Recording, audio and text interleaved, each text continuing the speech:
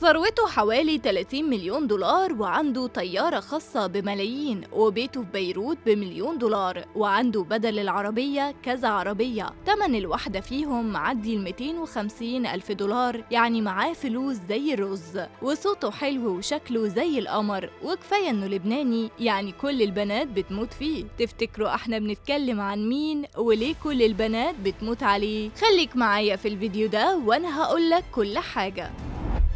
الفنان بتاعنا اللي بنتكلم عنه كل ما بيشتاق إليها بياخد بعضه كده وبيروح يسأل عليها، واللي عيونها سهروه الليل. طبعا عرفتوا إننا بنتكلم عن الفنان اللبناني راغب علامة، اللي الكل بيحبه علشان جمال صوته وأغانيه اللي الكل حافظها وماشي يغنيها، بس اللي محدش كان يعرفه عنه إنه عنده فلوس وثروة وممتلكات كتير قوي كده، اللهم لا حسد يعني. بس راغب علامة زي ما احنا عارفين إنه من لبنان، فعنده بيت في بيروت سعره معدي المليون دولار، وطبعا بيت معدي المليون دولار شوفوا انتوا بقى وتخيلوا العفش اللي جوه البيت ده ممكن يكون عامل ازاي ولا سعره كام.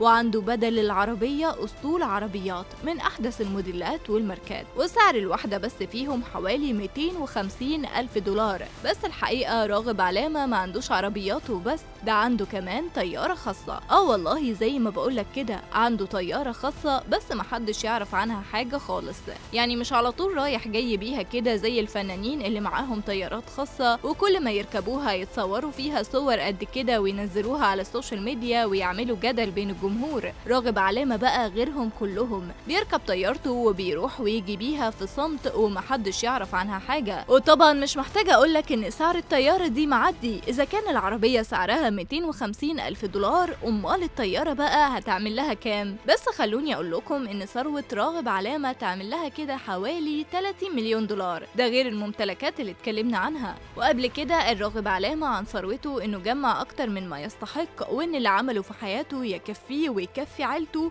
شفتوا بقى القناعة؟ خلوني بقى اكلمكم شوية عن بداية الفنان راغب علامة، اللي كان موهوب من صغره، ووالده علمه يعزف على العود علشان يشارك في برنامج اذاعي، ووقتها كان عمره حوالي 12 سنة بس. وكبر الفنان ودخل المعهد الموسيقي في لبنان، وبدأ يغني ويعزف على العود. وبداية انطلاقه كانت من استوديو الفن سنة 1982 لما لجنة التحكيم نجحته وأخذ المركز الأول في الأغنية الشعبية. وبعدها على طول عمل أول ألبوم اللي هو بكرة بيبرم